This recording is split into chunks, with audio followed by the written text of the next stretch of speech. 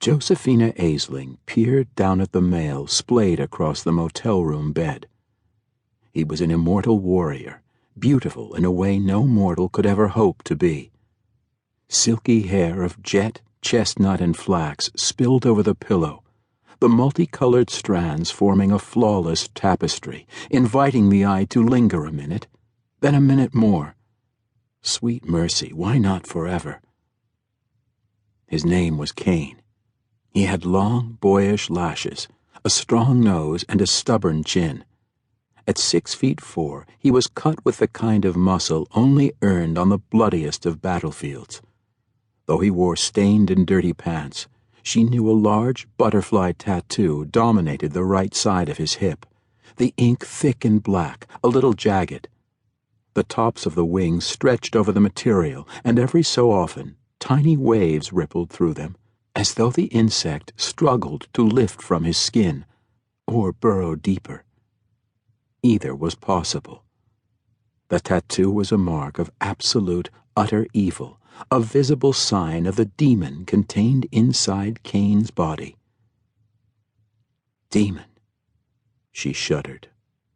Rulers of hell, liars, thieves, murderers. They were darkness without any hint of light. They lured and tempted. They ruined, tortured, and destroyed.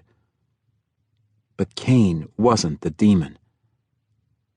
Like all of her race, the mighty Fae, she had spent a good portion of her life studying Cain and his friends, the lords of the underworld.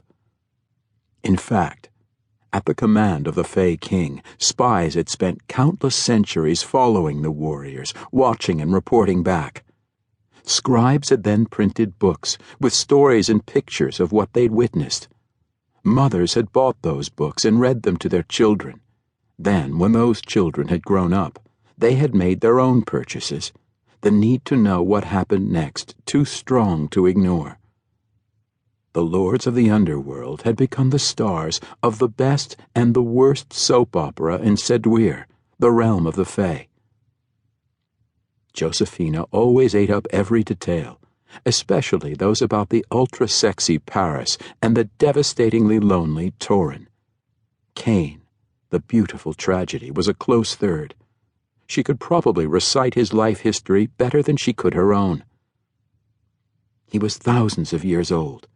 He'd only had 4 serious girlfriends in his lifetime, although, for a while, he'd had a string of meaningless one-night stands. He'd fought in bloody battle after bloody battle with his enemy, the Hunters.